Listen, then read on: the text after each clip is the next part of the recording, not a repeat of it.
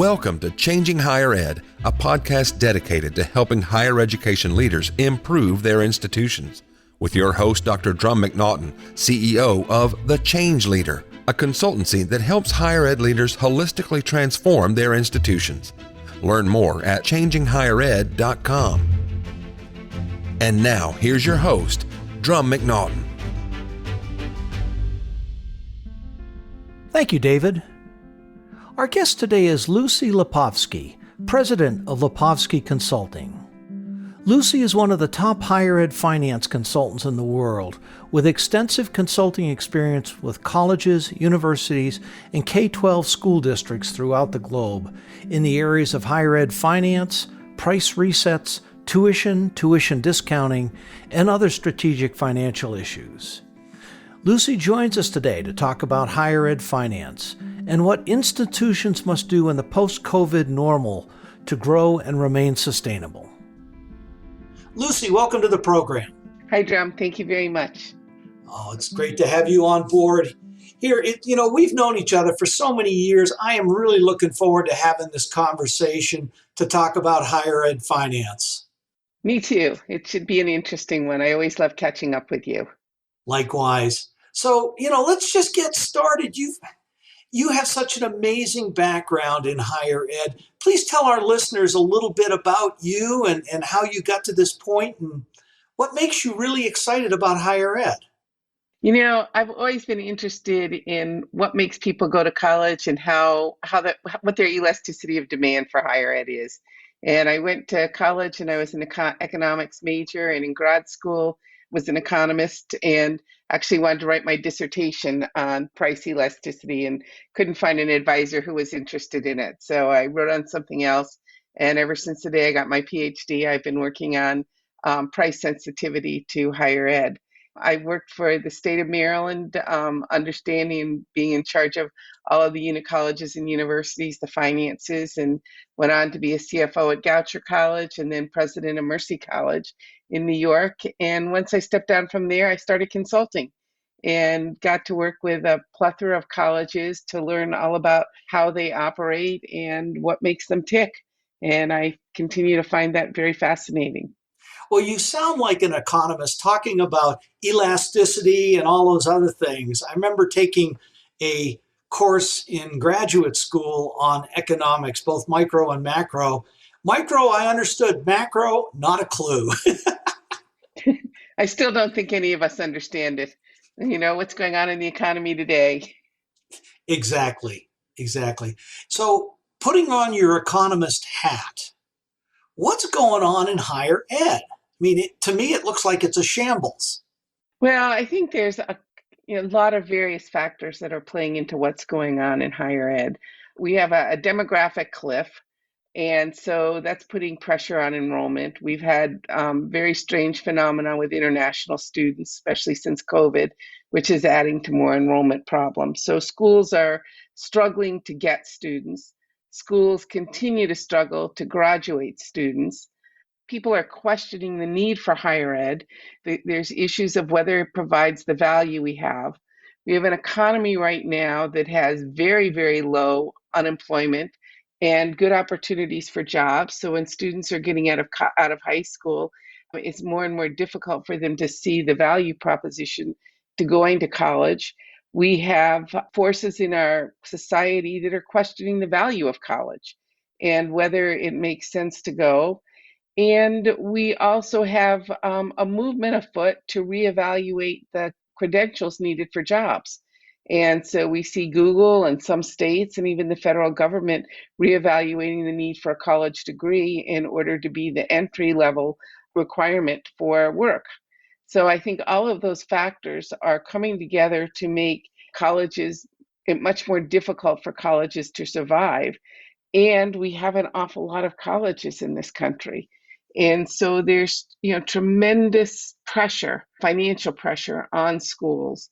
And then we have a pricing strategy that, from my perspective, makes little sense for most schools. Well, that's a whole lot to unpack in 35 minutes or so. We'll give it a shot. Now, one of the things that you and I chatted about when we spoke a couple of days ago was how higher ed is in a mature to declining market. I mean, the demand does not outstrip the availability. There's far more availability than there is demand. That's changing a lot of things, isn't it? Yes, many schools are under-enrolled. And when they're under-enrolled, they're operating below their financial equilibrium. And we have a situation where we have a set of elite schools where the demand far outstrips the supply. And then all the other schools where the supply of available spaces for students far outstrips the demand. And we're getting a very bifurcated market where the schools that have high demand are getting wealthier and wealthier. They're also the ones that are better able to attract resources, whether it's the major public research universities in a state or the Ivies or the little Ivies where everyone wants to go. And then there's everyone else that's getting a lot of the leftovers. And then we have a community college system which historically has attracted an awful lot of students. And right now they're struggling too. I think that's the area where more and more students are choosing to go straight into the workforce rather than to start at a community college. So the community colleges had been providing transfer students primarily to the less elite schools, and that flow of students has diminished. Well, the demand, it's kind of surprising, or actually it isn't surprising, because we saw a phenomenon like this back with the Great Recession back in 2008 or so, that the demand became through the roof because there weren't the jobs. Now we've got just the opposite of that. We've got lots of jobs, demand is going down, which hurts the universities and colleges, but also too, with the enrollment cliff coming up, or demographic cliff, as you mentioned it, there's too much supply and not enough demand. Right. And it's very difficult for them to shift their cost function quickly. They have facility costs, which is hard to get rid of or downsize. They have tenured faculty, which is very disruptive when they reduce that, although we see an awful lot of that happening in a lot of schools reducing their numbers of majors. On the flip side, we see a lot of creativity out there. COVID showed us that every school in the country can operate online, and there's some great economies of scale that can be reached by operating online and great sharing among schools. The question is how quickly schools are able to make the transition to be able to reduce their fixed costs and collaborate more with other schools so everyone isn't replicating what each other's doing. And I think we're going to have the challenge of a lot of smaller schools where they lack economies of scale. That's going to be harder and harder for them to survive. Yeah, I think you're absolutely right on that. You bring up a really interesting point about the collaboration, especially in the back end. There are folks out there who are collaborating, working through an organization like TCS Education System or Core Education or another Godwin University or Goodwin and University of Bridgeport are doing similar things. Mm-hmm. But that's not happening with enough frequency, is it? It is. And the one group that I'm enamored of is RISE, which came out of Mm-hmm. the Small College Low Cost Coalition, where schools are able to, at a very low price, offer other majors and courses to their students. And so for the small liberal arts schools, they can expand their catalogs very significantly. And I think a move like that may have a lot of promise. It allows schools to try new majors without making any fixed cost investments. It also allows them to eliminate majors and still provide those opportunities for students. I think we're going to see more of that, but I think at the end of the day, we still have too many colleges. I think you're right. I've seen, where we've seen the most consolidations have been in the public sector. Georgia was probably the leader in doing that. So back in about 2013, we see it now with the state colleges of Pennsylvania, where Dan Greenberg has consolidated those schools. Today, we saw Penn State talking about putting their two law schools together. And then in Pennsylvania, we've seen a lot of interesting mergers of schools that are on the larger side, but that have complementary programs. Philadelphia College of Pharmacy or Philadelphia College of Sciences and Jefferson, several schools merging where they're not replicating each other for the most part, but instead becoming larger, but offering a very comprehensive set of academic programs. We don't see that happening particularly among the smaller schools because most of the small set of academic programs where they replicate each other, they're not differentiating. Yeah. Well, it's interesting you bring up Georgia as one of the leaders in this. One of my earlier guests on a podcast was Ricardo Aziz, who was the person who drove the consolidation at Augusta University Mm-hmm. by merging in the health systems. So, yeah, that's, one of the challenges with mergers, and again, you and I have spoken about this, is you've got institutions out there looking for a merger partner, and 2 weak partners doesn't make a stronger partner. It just makes a Right. bigger, weaker partner. Right. Or many of what we call mergers that we've seen are a larger, stronger school just sort of gobbling up the other school, either wanting one specific program or wanting their facilities. We saw that from my perspective with Northeastern and Mills, where Northeastern wanted a footprint out in California. I mean, probably one of the good mergers that I've seen has been with Willamette, where Portland College of Art and Design merged with Willamette. And that was where you had a specialized school that wanted to offer their students other programs, and where Willamette did not have great strength in fine arts. And so there was the complementarity that I talked about that you see with some of the Philadelphia schools that are doing this. But it's hard. You don't often find that sort of complementarity. Yeah. From a financial perspective, and speaking as an economist, what is it that an institution should look for in a merger partner? And let's look acquiring, and then acquiree and acquirer. Well, I think what you'd want to look for is schools that have complementary programs, facilities, sites that can help you. I mean, one of the things about getting larger is the economies of scale. You need one president, you need one cabinet. Replicating those is very expensive. And when you can find schools that offer value add to the other one, you probably can eliminate some of the programs because there's probably some duplication and overlap. I mean, what colleges need to do is a couple of things. And I want to make a distinction between cost and price. The cost of operation at many schools right now is much higher than it ought to be, in large part because of being under-enrolled. You have capacity, whether it's staff or facilities, that exceeds the numbers of students. And then in price, we have a couple of very strange things going on. For many of our schools, we have what we call the high price, high aid model. So everyone thinks that the price of college is outrageous. And yet the average discount rate at the private four-year schools is 54 to 55%. So no one at many schools is paying anywhere near the published price. But there's a perception out there that the price is very, very high.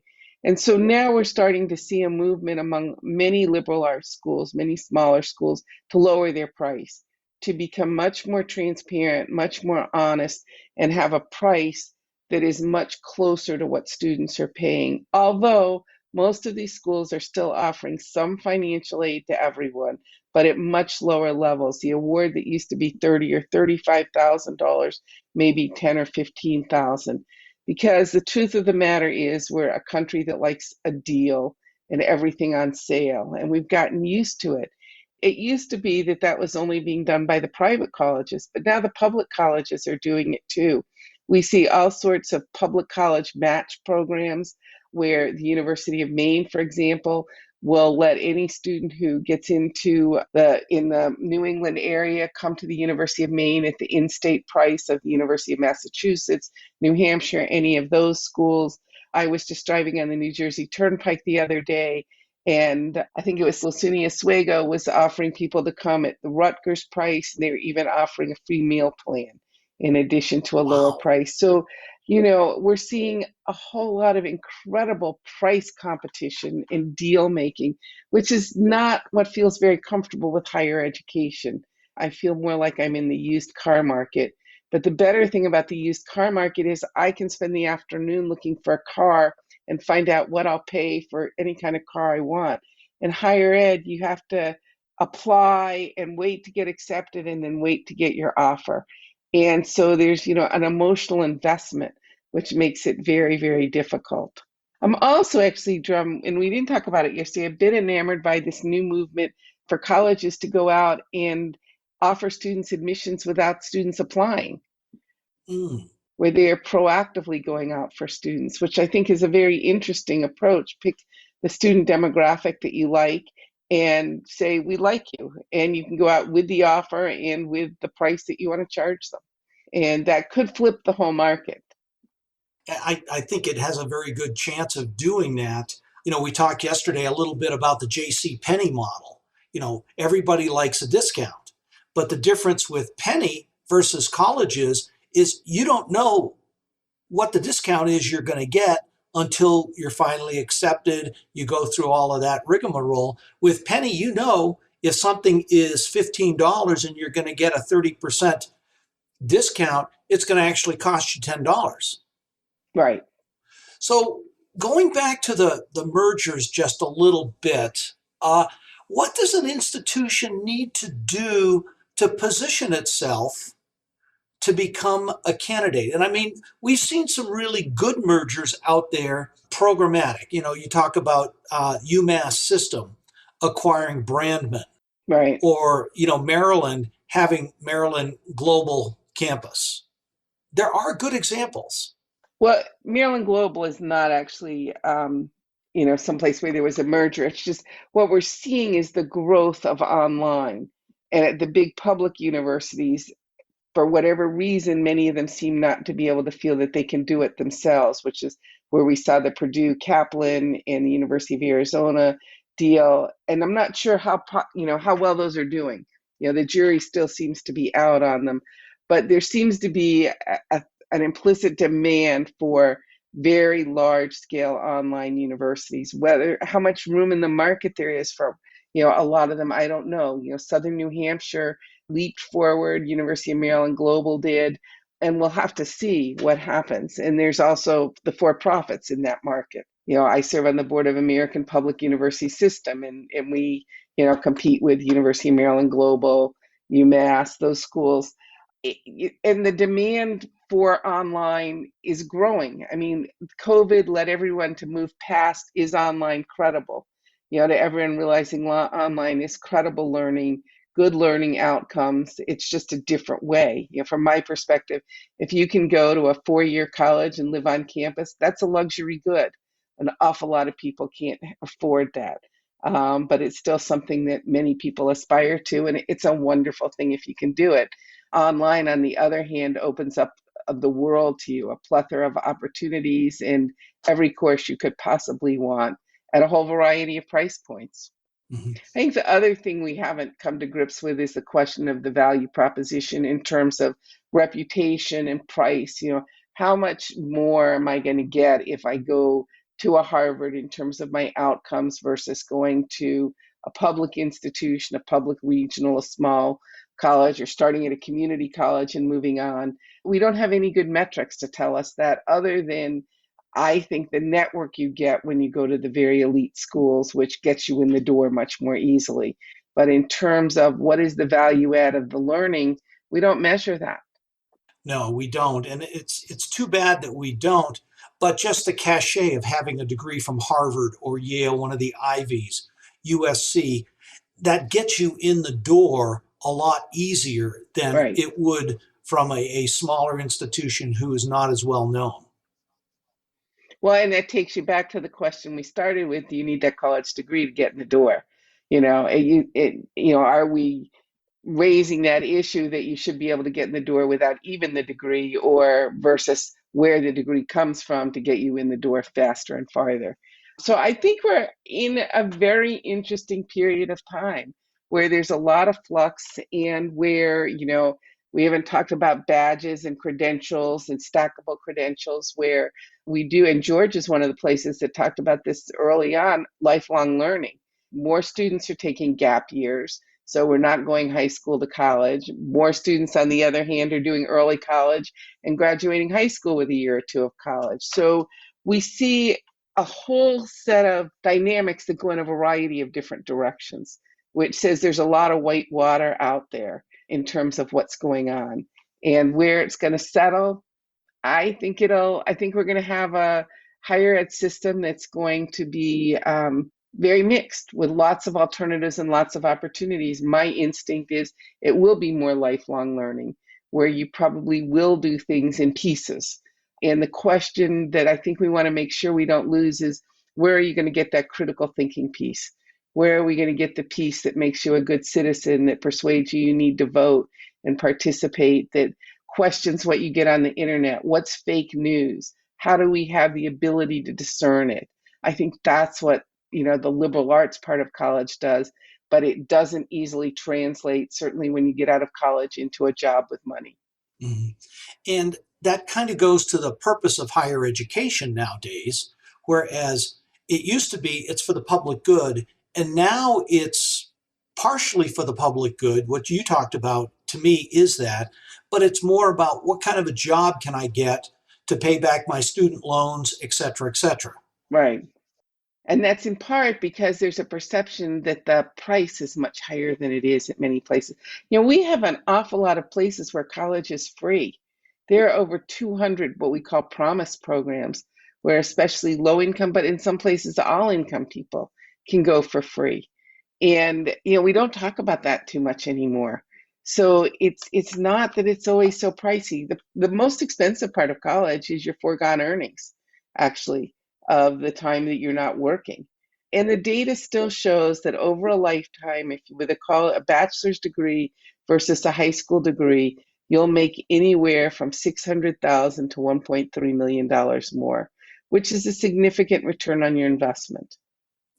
It is. And that was the whole argument that people put in place as the state support for higher education dropped more and more. And people said, okay, let's take out a loan because you can still get that kind of return. And Right. now we've got a $1.7 trillion student debt out there. I would reduce that by 200 billion, except that the courts are still playing around with that. Does it make sense for people to take a loan out to go to college? I think the average level of indebtedness of students who graduate today is about $30,000. That's what a student will make, most students, in a year or less. It's what your first car will cost. I mean, the return on college is a lifetime return. 30,000 or so is not a whole lot of money for what you're going to earn over your life. I think it's better to take a loan, get through quickly, rather than go more slowly and try to work as you're going through, and then go out and get the job that, or start on the job market where you want to start. You've got to be careful. You don't want to get, and you can be savvy on how much indebtedness you have. If you have nothing to contribute, even if the formulas show that you should be able to, then no, you can't go to a very expensive college and take out a loan and expect that it will repay you. But at most students, the amount that they have to go into debt is not overwhelming. Mm-hmm. One of the things that we chatted about and that you've been working on with colleges a lot, at least recently, is price resets. Tell us about that a little bit and how that works out. Well, a lot of the schools where they're under enrolled, so they have capacity, where everyone at the school is getting financial aid, and much of it is merit aid rather than need-based aid, and where their discount rate is over 50%, in many places over 60 or even touching 70%. What's happening is students and parents aren't looking at the school because they look at the published price. They don't understand that the probability of them paying the published price is very low, and therefore they're losing it from the applicant pool side. So for schools that want to increase the numbers of students who will look at them, who will start at the top of the funnel, lowering their price is a very good strategy. And it works for almost all the schools that do it. And then it's up to the school to increase their yield, to be able to take those students who they've attracted now and persuade them that they want to come to the institution. For most of the private colleges, their major competitors are the local publics, and the price is much less. but there's a certain amount, if it's 20,000 more, person might look. If it's 30, 40, or 50, they'll say that's just, so far beyond where I could think about paying that they'll just write off the school without even looking. And schools can tell this. Well, first of all, they don't even get there. And, when you're going through college search, one of the questions that's often asked is, what's the highest price you'll look at? So students will say, I won't pay any more than 30,000. So they eliminate all the schools that are above it. Yet a school with a $40,000 or $50,000 price tag may have a net price of 15,000 and no one paying more than 20 or 25,000. So those schools are just shooting themselves in the foot. Schools can also, if they want something very practical, see where students go when they hit the page that tells them how much it costs, what the tuition is, and whether they leave the school's website at that point or whether they continue on. And schools that have lowered their price have found that students, when they hit that page, now will continue to other pages on the website rather than saying, bye college, you're not for me. Mm-hmm. So what you're saying is if the sticker price is too high, that students will avoid it almost completely because they don't realize? Yes. Okay. Absolutely. Seems like a pretty good argument for doing a price reset. And there's a lot of data on that. Sally May has done big studies on it. There's several groups that have studied it and look at 60+% of people will eliminate a school just when they hear the price. Sally May, is she an educator? No, I'm just kidding. Sorry. Sorry, we were getting too wrapped around numbers here, and I needed to throw in some humor. Got it. So you've got so many students that are going into a program. There's more capacity out there than necessary, but I think one of the challenges that we've seen, i.e. capacity, of course, but institutions are not keeping students in once they get them. If they were able to do that, would we be having these problems? No, I mean, the Clearinghouse just came out with their data the other day that graduation rates have leveled off and the 6-year graduation rate is 62%. So that means we're losing almost 40% of students who don't graduate. And so if we increased enrollment by 40%, schools would be in fine shape. They'd be bursting at the seams.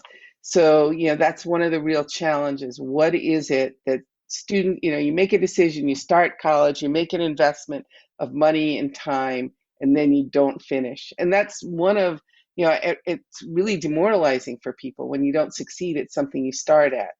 And so the question is, what can schools do in order to keep their students? And it's something all schools are struggling with. We know more and more touch points. We know issues of mental illness. We know issues of feeling accepted. All sorts of challenges are out there. When students drop out, they almost always say it's financial, but the truth of the matter is it rarely is. There's much more behind it in terms of why a student doesn't feel successful or embraced at the institution, and they may try multiple institutions, but it's a very, very serious problem. Well, I just had a great conversation a couple of weeks ago with Jana Matthews on the podcast, and she was talking about how faculty are getting burned out because they're becoming de facto mental health counselors because many institutions don't have that capacity, or students, because of different demographics, things like that, they just automatically speak to their faculty member. Institutions have to put these kind of programs, mental health, etc., in place, but it's another cost to them, isn't it? Absolutely. The cost of mental health care, counselors and all is going through the roof. And the question becomes how much of that is a college's responsibility? How much can a college afford? And then it pushes up the price again, or the cost of operating the school. Should schools just outsource it? And, all students have to have insurance. That's actually a very interesting topic that I've dealt with some schools where I've worked with them as what I call their financial equilibrium consultant. Because one of the places is most schools require everyone to have insurance, health insurance. But most schools don't charge back to health insurance when a student goes to the health center. And part of that's because they say they don't want parents to know. So we have this bizarre system where you're required to have health insurance, health insurance might cover much of what the student services is providing, and yet the school is choosing not to get reimbursed for it because they worry that the students would self-select not to come to the health center. So there are strange barriers and things that are going on that we have to figure out how to overcome. So let's back to the 50,000 foot level. What does higher ed need to do at this point? Well, I think higher ed needs to be very clear on its value proposition. Schools have to figure out what their mission is, what they are, and who they should serve, not try to be everything to everyone. So there's much more clarity rather than duplication. I think we have to, as we were just talking about, work on student success and retention. There's nothing worse than failing at something you start. So schools really have to figure out how to graduate the students that they start. And then I think we have to manage our costs and be honest about our pricing. I think we should be much more transparent and forthright about what our pricing is and what we're charging students. So I think those are, from my perspective, the critical things. Be very clear on your value proposition and be clear on what you're offering your students. Great. I think those are three great takeaways for presidents and boards. So, Lucie, what's next for you? Well, what's next for me is a couple of things. Actually, I volunteered to take some interns from Goucher College, which is my alma mater. So in January, I'm going to have these interns working with me, and we're going to work on putting together a fairly comprehensive pamphlet or book on pricing. You know, what are the pricing strategies that are going on? What's been the success and failures of schools that have tried different strategies, especially the price reset one? So I'm excited and looking forward to that, looking forward to working with younger people and, you know, helping them learn how to do research. So that should be exciting. I continue to do some CFO searches. So I have one that's on the horizon, and just working with schools on their finances, as well as personally doing a lot more nonprofit work, especially in the women's leadership area. Sort of what I'm doing these days. That's great. And, you know, I want to thank you for, it's great to catch up again with you. Anytime you want to, be back on the program, please just give me a call and we'll make it happen. Well, thanks. This was a lot of fun, and take care. And I love following what you do and listening to your podcasts. Thank you. Appreciate it. Take care, my friend. Thanks for listening today. And a special thank you to Lucie Lapovsky, president of Lapovsky Consulting, and for her sharing with us what colleges and universities must do to remain financially sustainable. Thanks, Lucie. Always a pleasure. Our next guest is Dr. Naveen Megahead, president of National Louis University. Naveen is a true change leader. In the 10-plus years she's been at NLU, she's transformed the institution to where it's graduating twice the number of students each year, students who have jobs and are nearly debt-free because they've held tuition to $11,000 per year. This is a success story in any way you look at it, and Naveen will join us to tell how their mantra of innovation, excellence, and access has become the driving force for their changes. Changing Higher Ed is a production of The Change Leader, a consultancy committed to transforming higher ed institutions. Find more information about this topic, along with show notes on this episode at changinghighered.com. If you've enjoyed this podcast, please subscribe to the show, and we would also value your honest rating and review. Email any questions, comments, or recommendations for topics or guests to podcast@changinghighered.com. Changing Higher Ed is produced and hosted by Dr. Drumm McNaughton, post-production by David L. White.